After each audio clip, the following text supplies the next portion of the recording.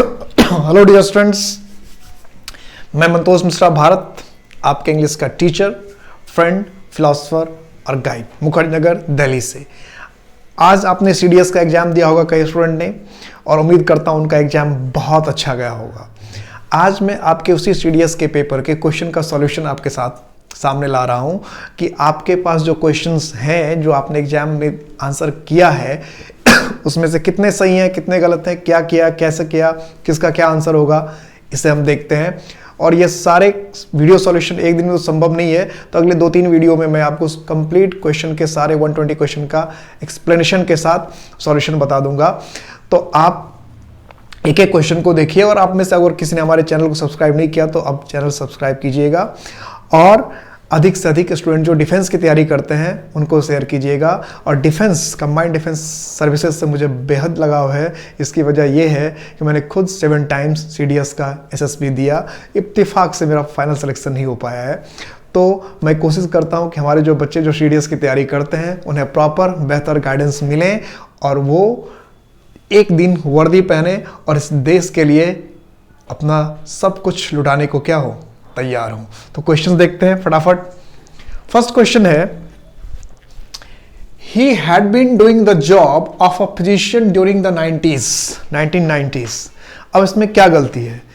इसमें कई बच्चे करके आएंगे सी और कई बच्चे करके आएंगे नो एरर। आपको इस क्वेश्चन की मैं एक खासियत बताता हूं कि जब आप ड्यूरिंग वर्ड को ऑक्सफोर्ड डिक्शनरी में तलाशेंगे तो अब ड्यूरिंग द 1990s यही ऑक्सफोर्ड डिक्शनरी में लिखा ही हुआ है। तब इसमें एरर क्या है? इसमें एरर है ए पार्ट में। ए पार्ट में हैड बीन की जगह क्या होगा?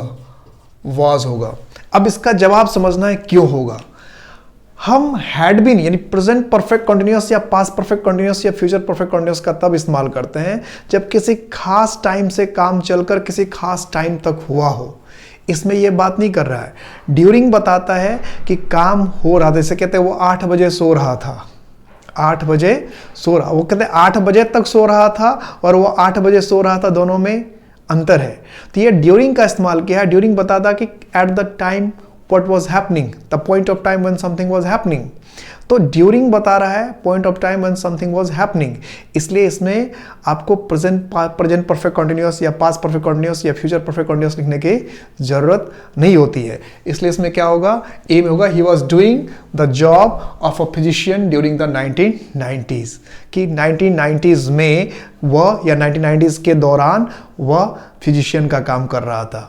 Present perfect continuous, past perfect continuous, future perfect continuous का टाइम कब यूज करते हैं? जब उसमें ड्यूरेशन दिया रहता है, हाउ लॉन्ग दिया रहता है।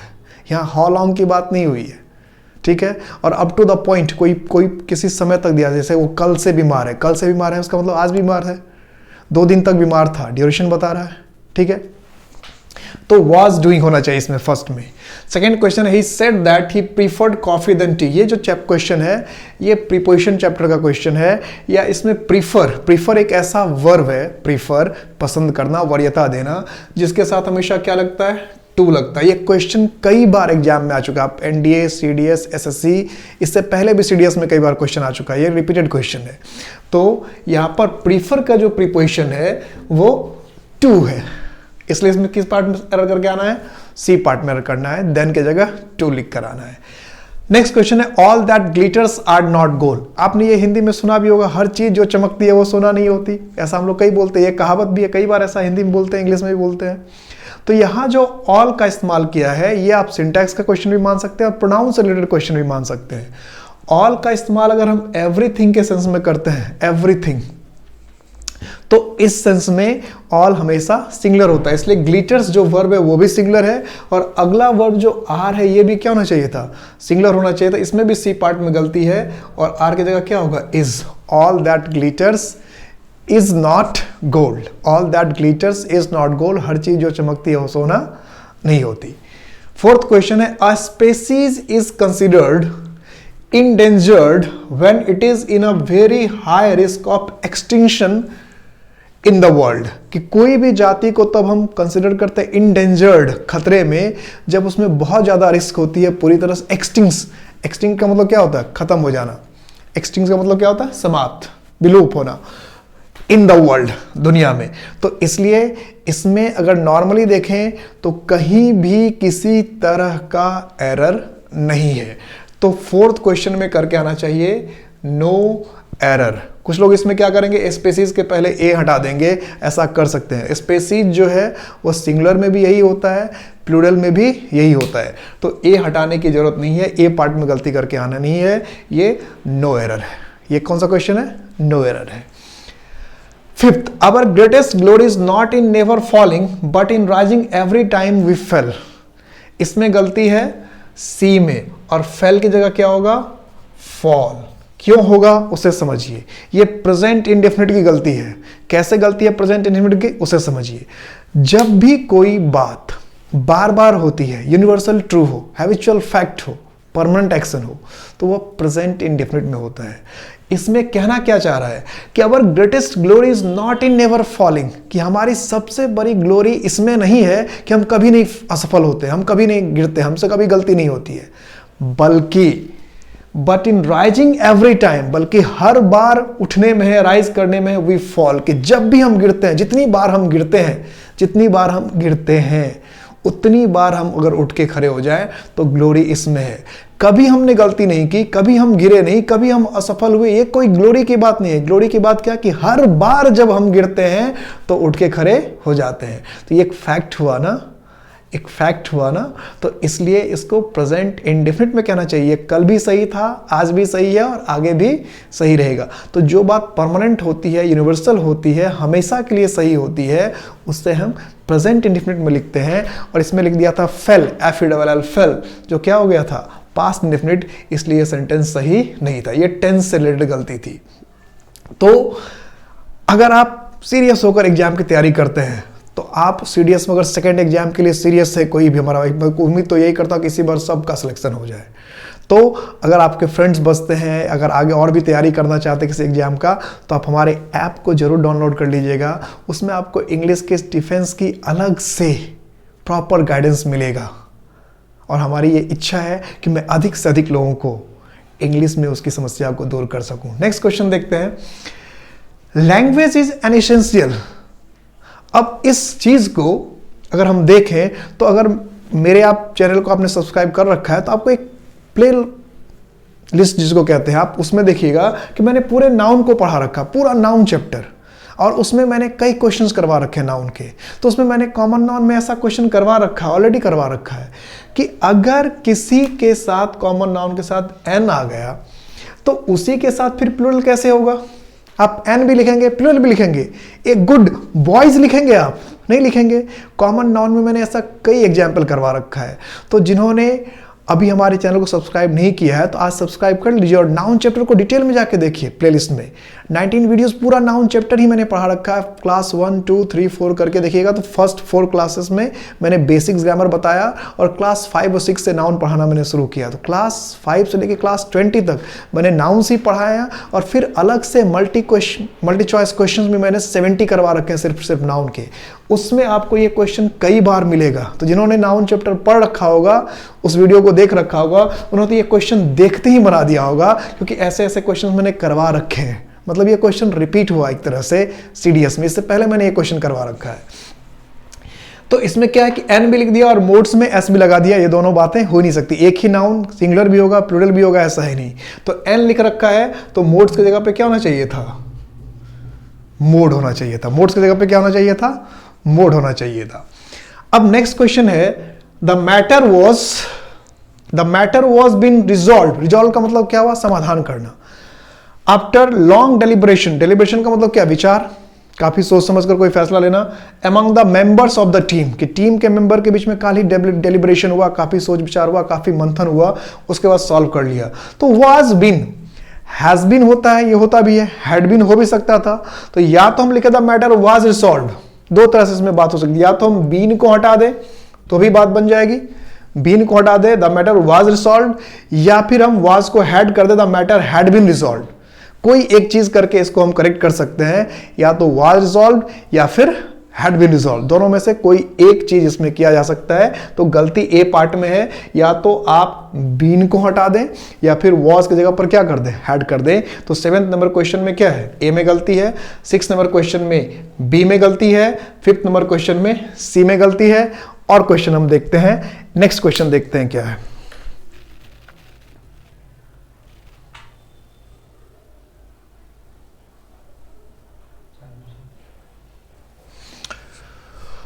नेक्स्ट क्वेश्चन है, care has been taken to ensure safety and security of the participants in the event. Care has been taken, इसका मतलब क्या, परवाह की गई है, फिक्र की गई है। टू इंश्योर, इंश्योर का मतलब क्या हुआ, सुनिश्चित करना है, इंश्योर। अब किसकी इसमें सेंटेंस को देखिए, पार्टिसिपेंट्स पर्टिकुलर है इसलिए इसके साथ दा लगा, इवेंट भी पर्टिकुलर है इसके साथ दा लगा। अब इसमें से कुछ लोग ऐसे होंगे जो सी में गलती करके आ जाएंगे, कहेंगे दो बार दा कैसे लग गया, प्लूरल नाउन के साथ दा कैसे लग गया। तो किसी को अगर डाउट हो कि प्लूरल नाउन के साथ दा लगता है तो मेरे जो नाउन के वीडियोस को देख लें, प्लूरल नाउन के साथ दा लगता है। और इसमें सी पार्ट में बिल्कुल एरर नहीं है, एरर है इसमें बी पार्ट में। यहाँ पार्टिसिपेंट्स भी पर्टिकुलर है, इवेंट भी पर्टिकुलर है, इसलिए दोनों के साथ दा लगा है। और किसकी सेफ्टी सिक्योरिटी, तो पार्टिसिपेंट्स की, तो ये सेफ्टी और सिक्योरिटी भी पर्टिकुलर हुआ कि यह सेफ्टी सबके लिए नहीं है, सिक्योरिटी सबके लिए नहीं है। तो मैंने एब्स्ट्रैक्ट नाउन में ये बता रखा है कि कोई भी एब्स्ट्रैक्ट नाउन जब किसी पर्टिकुलर का हो, जैसे the hardness of this ball, the beauty of Kashmir, तो सेफ्टी ऑफ पार्टिसिपेंट्स है ना, तो पार्टिसिपेंट की सेफ्टी की बात कर रहे हैं तो द लगना चाहिए, to ensure the safety and security of participants. B में एरर करके आप आते हैं, बी में सेफ्टी के पहले द चाहिए था। इसकी वजह क्या है कि इसको पर्टिकुलर कर रहे हैं। और ये मैंने एब्स्ट्रैक्ट नाउन में भी, कॉमन नाउन में भी और कलेक्टिव नाउन में भी डिटेल से बताया कि जब किसी भी नाउन को, चाहे वो काउंटेबल हो चाहे अनकाउंटेबल हो, पर्टिकुलर करने की कोशिश करते हैं तो उसके साथ द लगाते हैं। इसी वजह से इसमें भी द लगा है, इसमें भी द लगा है, और इधर भी क्या चाहिए था, द चाहिए था। Next question, Indian film industry is considered to be, ये क्वेश्चन तो इससे पहले एग्जाम में इतनी बार आया है और कॉमन नाउन में मैंने इसके बाद इतनी बार सॉल्व करवाया है। जब नाउन की प्रैक्टिस करेंगे, प्लेलिस्ट में जाकर देखेंगे तो इतनी बार ये कॉमन नाउन में मैंने बता रखा कि जैसे वन ऑफ हो, तो वन ऑफ तभी हो सकता है जब कोई नाउन एक से अधिक हो, तभी उसमें से वन ऑफ होगा। तो वन ऑफ को देखते ही आप अगले नाउन को क्या कर दें, प्लूरल कर दें। ये कई बार क्वेश्चन में आ चुका है, ऐसा नहीं कि ये सीडीएस में अभी 2021 में पहली बार है, इससे पहले एसएससी में, बैंक में, सीडीएस में, खुद एनडीए में कई बार ये क्वेश्चन आ गया। आप तो रट ही लीजिए एक तरह से कि वन ऑफ के बाद हमेशा क्या होगा, नाउन प्लूरल होगा। उसकी वजह क्या है कि वन ऑफ जब हम कह रहे हैं तो सामने वाला नाउन एक से अधिक होगा, और जब सामने वाला नाउन एक से अधिक होगा तो उसमें एस और यस लगाना जरूरी है। चाइल्ड है तो उसको चाइल्ड कहेंगे, अगर दो बच्चे उसको चाइल्ड नहीं कहेंगे, उसको क्या कहेंगे, चिल्ड्रन कहेंगे। इसी तरह से जब सिंबल एक से अधिक होगा, और सॉरी इसमें मेरे मिसप्रिंट, गलती मुझसे हो गई थी, इसमें जो ओरिजिनल क्वेश्चन है उसमें सिंबल सिर्फ लिखा है, सिंबल्स नहीं लिखा है। तो वन ऑफ में क्या कर देंगे, इसमें क्या लिखना चाहिए, सिंबल्स लिखना चाहिए था, जबकि जो आपका ओरिजिनल क्वेश्चन है उसमें क्या लिख दिया है, सिर्फ सिंबल लिखा है। जो ओरिजिनल क्वेश्चन आया उसमें सिंबल लिखा हुआ है, जबकि यहाँ क्या होना चाहिए था, सिंबल्स। ठीक है, वन ऑफ जैसे लिखा तो नाउन क्या होगा, प्लूरल होगा। क्लियर है।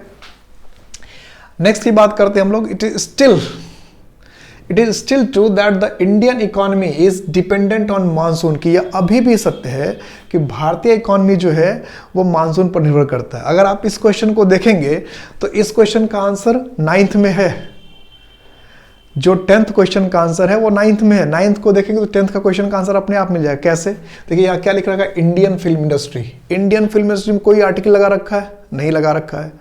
तो फिर इंडियन इकोनॉमी के पहले दा क्यों लगा रहा है, जैसा वर्ड इंडियन फिल्म इंडस्ट्री है कि भारतीय फिल्म उद्योग, ऐसे भारतीय इकोनॉमी। तो इंडियन इकोनॉमी जब कह रहे हैं तो यह इंडियन इकोनॉमी में दा क्यों लगाया। अगर इस बात को देखें तो फिर तो द इंडियन फिल्म इंडस्ट्री होना चाहिए था। अगर इसमें दा लगा रखा तो इसमें भी द इंडियन फिल्म इंडस्ट्री होना चाहिए था। तो जवाब यहीं पे हमें दिख रहा है। तो अगर वो the Indian film industry correct होगा तो फिर इस सेंटेंस में तो दो गलती हो जाएगी। एक तो ए पार्ट में गलती हो जाएगी, दूसरा वन ऑफ के बाद क्या होना चाहिए, सिंबल्स होना चाहिए, और सिंबल लिखा हुआ है तो दो जगह गलती हो जाएगी। ऐसा तो है नहीं, तो उसमें भी दा नहीं लगेगा और इसमें भी दा नहीं लगेगा। नहीं, ये नहीं कि इसको देखकर इसमें दा लगा तो इसमें दा लगा दिया, ऐसा नहीं। इसमें दा लगना नहीं ठीक था।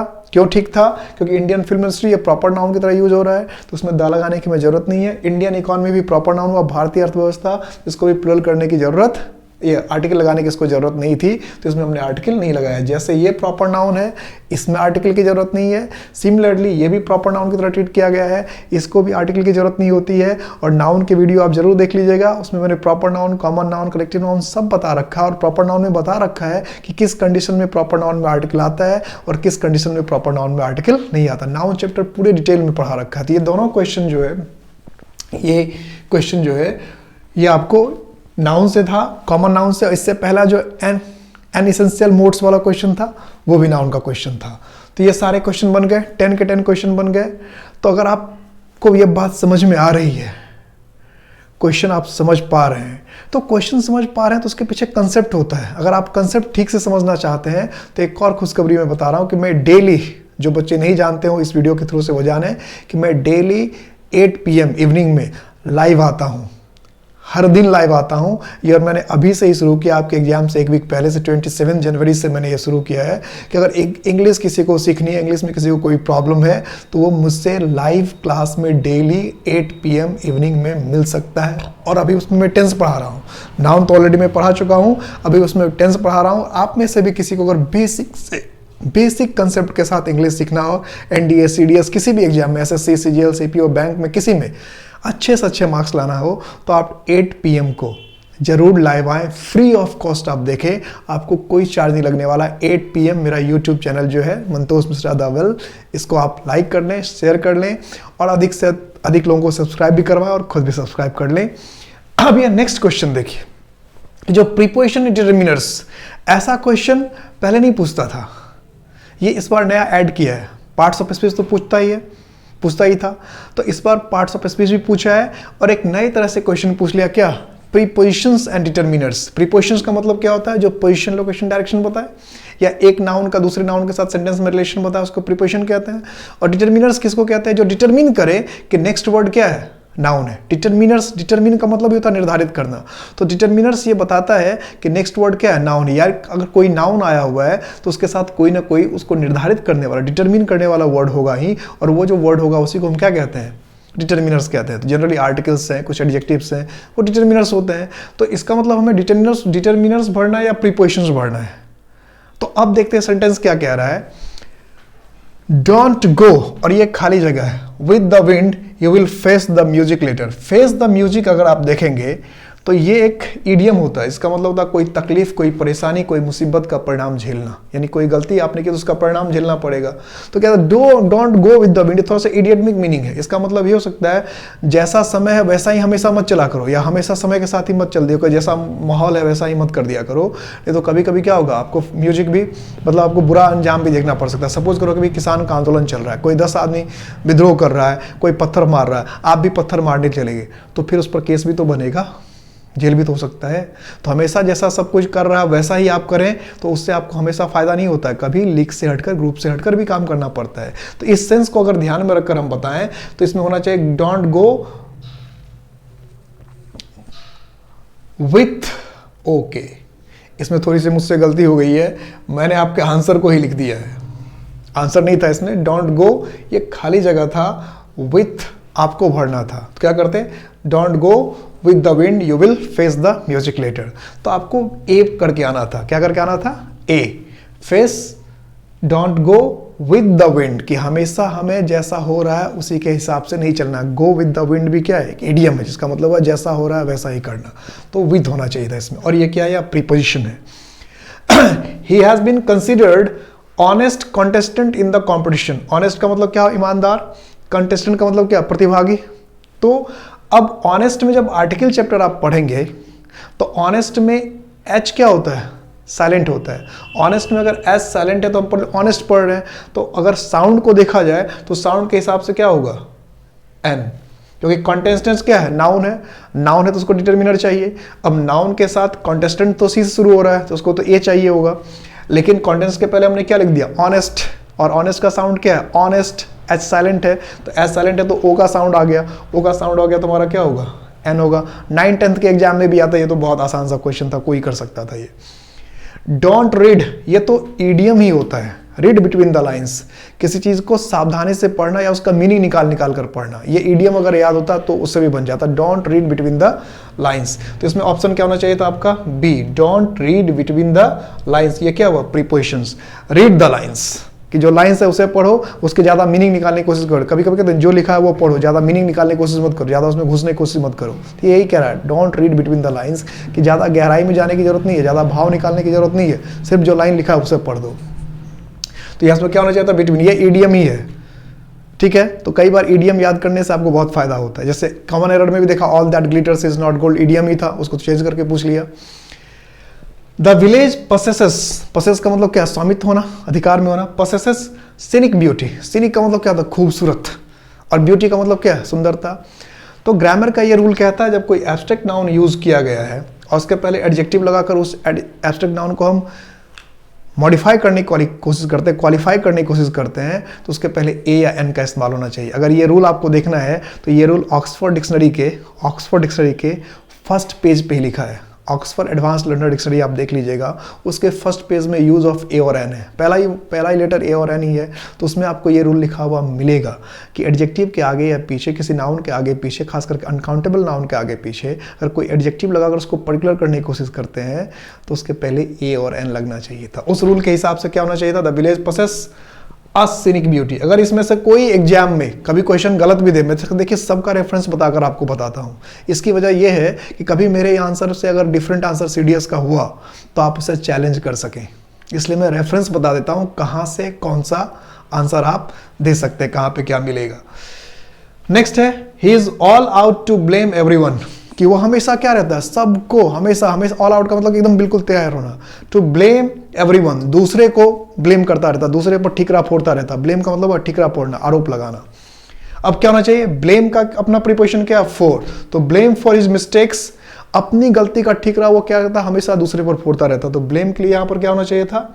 फॉर। ब्लेम का अपना प्रीपोजिशन क्या? फॉर। ये जो कोई भी ग्रामर की बुक होती है उसमें जो प्रीपोजिशन का चैप्टर होगा उसमें देखिएगा दो यूज होता है। एक तो प्रीपोजिशन जो इन, बिटवीन, अमंग, इसका यूज होता है। दूसरा होता है वर्ड्स फॉलोड बाय प्रीपोजिशंस। तो वर्ड्स फॉलोड बाय प्रीपोजिशंस को अब याद करके जाइएगा। सीडीएस या इंडिया का कोई भी एग्जाम, एसएससी का एग्जाम हो, हर जगह आता है, बस पूछने का तरीका बदल देता है। इसी में वो क्या कर सकता था कि सेंटेंस देता और subject he is all out to blame everyone on with, ऐसे एरर दे देता है, ताकि आप सही देखिए कि आपको सही से प्रीपोजिशन का यूज करने आता है कि नहीं।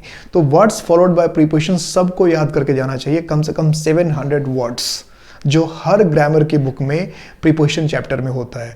इसे आप मार्क कर लीजिए, इसे आप याद करके जाएंगे एग्जाम से पहले, तभी आप अच्छे से अच्छे मार्क्स ला सकते हैं। हर बुक में रहता है, ग्रामर की बुक में। नेक्स्ट है, दिस इज यूनिक। यूनिक आपको पता है, यू से शुरू हो रहा है, यूनिक सिस्टम। यूनिक और सिस्टम क्या है? नाउन है। तो यूनिक में यू से स्टार्ट हुआ तो किसी को मन क्या करेगा? एन लगाने का। लेकिन हम क्या पढ़ते हैं? यूनिक। यूनिक कहते हैं, इसमें साउंड क्या है? पहले य का साउंड आया, य का साउंड हुआ तो क्या हुआ? कॉन्सोनेंट हो गया। तो ए और एन लेटर के हिसाब से नहीं लगता, ये बात हमेशा ध्यान रखिएगा। ए और एन लेटर के हिसाब से कभी नहीं लगता है। किसके हिसाब से लगता है?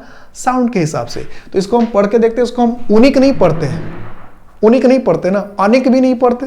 जैसे अम्ब्रेला है तो U M B R E, umbrella, U का उच्चारण अ करते हैं। तो इसमें भी क्या अनिक पढ़ते हैं? इसको नहीं पढ़ते। इसका मतलब इसमें तो यू का उच्चारण यूनिक, य पढ़ते हैं, तो पहले साउंड क्या आता है? या का साउंड आता है। या क्या है? कॉन्सोनेंट है, इसलिए इसमें क्या आना चाहिए था? ए। इसका ऑप्शन क्या होगा? C. This is a unique system, this is a unique system. Next 7th question है, I will take care myself. खाली जगह है बीच में, you don't bother about me, कि तुम्हें मेरे लिए चिंतित होने की जरूरत नहीं है। You don't bother about me, I will take care. Take care का क्या होता है? टेक केयर ऑफ, सबको याद ही होगा, ऐसे भी याद रखते, care, take care of, take care of. तो क्या होगा? Take care of. ये भी आसान सा क्वेश्चन था, ए पार्ट में फर्स्ट ही हो जाएगा, ए में टेक केयर ऑफ करके आएंगे। I will take care of myself, मैं खुद की देखभाल कर लूंगा, तुम्हें मेरे लिए चिंतित होने की जरूरत नहीं है। She is considered Nightingale of the college for her melodious voice. Melodious का मतलब क्या हुआ? मीठा, सुरीला, बहुत जो सुनने में पसंद, कानों को अच्छा लगे। तो उसको नाइटिंगेल, नाइटिंगेल का मतलब क्या? जिसकी आवाज बहुत सुंदर होती है, बुलबुल वगैरह पक्षी का नाम होता है। तो Nightingale of the college, college को उसको क्या? कोयल, बुलबुल माना जाता है, वैसे हम लोग कोयल कहते हैं, जिसकी आवाज बहुत अच्छी होती है, कोयल। यहाँ पे नाइटिंगेल क्या रखा है? अब इसमें दो बातें हैं। अगर कॉलेज में इकलौती इकलौती, उसी की आवाज़ बहुत अच्छी होगी, सिर्फ वही एक खास होगी, और जैसा सेंटेंस लग रहा है तो फिर द होना चाहिए। और कभी अगर ऐसा सेंस है कि नहीं वो नहीं, तुम्हारे से और भी तो गाने वाले हैं, ढेर सारे गाने वाले हैं जिसकी आवाज़ बहुत अच्छी है, तब ये लगाया जाता है। ये बात मैंने प्रॉपर नाउन में जब कंपेयर करते हैं किसी नाउन से तो उसमें कब ए लगाते हैं और कब दा लगाते हैं ये मैंने बता रखा है। तो जिन्होंने नाउन को ठीक से नहीं पढ़ा है वो नाउन को जाकर देखेंगे तो इसमें मैंने बता रखा है कि कंपेयर करने के लिए कब ए लगाते हैं कब दा लगाते हैं। तो यहाँ कंपेयर क्या करके उसके जैसे सुरीली आवाज़ वाली एक है या एक से अधिक है, तो अगर उसके जैसे सुरीली आवाज़ वाली बस वही है कॉलेज में तो फिर क्या होगा, द। क्या होगा, द। तो इसमें क्या आंसर करके आना चाहिए, the. She is considered the Nightingale. और द लिखने का मतलब होगा उससे सुरीली आवाज उससे ज्यादा बेहतर और किसी की नहीं, और सुरीली आवाज वाली कॉलेज में सिर्फ वही है। पर्टिकुलर सेंटेंस से भी ऐसा लग रहा है कि यही कहने के लिए हम कहना चाह रहे हैं कि इस कॉलेज में बस उसी की आवाज सबसे अच्छी है, the nightingale of the college. Next है the room is a bit dark, कि रूम जो है थोड़ा सा अंधेरा वाला है, रूम में थोड़ा सा अंधेरा है। Could you please turn the light. अब क्या करेंगे, टर्न ऑन टर्न ऑफ तो आपको पता ही है, स्विच ऑन स्विच ऑफ, तो लाइट जलाना लाइट बुझाना। तो यहाँ पर क्या है, रूम में अंधेरा है तो लाइट को जलाएं कि बुझाएं, टर्न ऑफ का मतलब बुझाना हो गया, टर्न ऑन का मतलब जलाना हो गया। तो यहाँ पर क्या होगा, टर्न ऑन। क्या होगा, फर्स्ट ऑप्शन हो जाएगा। और क्वेश्चन नंबर फिर मैंने 1 2 3 4 लिखा है, एग्जाम में तो 10 के बाद क्या हो जाएगा, जैसे 10 है 11 12 13 14 होगा, और एग्जाम में आगे पीछे भी होगा, तो उससे कोई मैं सबको अलग अलग पार्ट वाइज में 1 to 10 1 to 10 करके सॉल्व कर दूंगा आपको।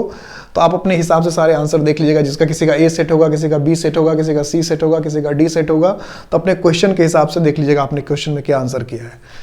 नेक्स्ट है डोंट वॉक सो फास्ट, कि इतनी तेज मत चलो, डोंट वॉक सो फास्ट, इतनी तेज मत चलो। I can't keep with you. अब देखिए फ्रेजल वर्ब होता है कीप अप विथ, तो कीप इसमें लिख दिया इन, ये तो होगा नहीं, अप टू होगा नहीं, बचा क्या अप, कीप अप विथ। तो कीप अप विथ का मतलब होता है किसी के बराबर, किसी के इक्वल चलना, किसी के बराबर काम करना, या जितना कोई काम कर रहा है उसके बराबर आप भी काम करना, मतलब किसी से मैच करना। तो यहाँ पर क्या होना, इतनी तेज मत चलो, I can't keep up with you, कि मैं तुम्हारे साथ चल नहीं पा रहा, मैं तुम्हारे साथ मैच नहीं कर पा रहा। तो क्या होगा, कीप अप विथ यू। समझ में आ गई बात। तो अभी मैंने 20 क्वेश्चंस को डिस्कस किया है। नेक्स्ट वीडियो में मैं और आपके क्वेश्चंस पार्ट ऑफ स्पीच को लेकर आऊंगा, इडियम्स एंड फ्रेजेस को लेकर आऊंगा, एंटोनिम्स सिनोनिम्स को लेकर आऊंगा, और ऑर्डरिंग ऑफ वर्ड्स को लेकर नेक्स्ट वीडियो में मैं सोल्यूशन दे रहा हूं। और सारे वीडियोस आपको 1 से 2 दिन में मिल जाएंगे। तो अगर आपको ये वीडियो पसंद आ रहा है, आपको इससे मदद मिल रही है, तो आप हमारे वीडियो को लाइक कीजिए, शेयर कीजिए, हमारे चैनल को सब्सक्राइब कीजिए। और हाँ, अगर आपने नाउन चैप्टर नाउन को नहीं पढ़ा हो ठीक से, तो आप प्लेलिस्ट में जाकर नाउन चैप्टर को पढ़ लीजिए। और 8 बजे आप लाइव में टेंस की क्लास कल से ज्वाइन कर लीजिए। जब से यह वीडियो देख रहे हैं उसके रात में अगर आप 8 बजे आ जाएंगे इस चैनल पर, तो मैं हमेशा आपको लाइव मिलूंगा 8 PM से 8:30 PM तक। Take care.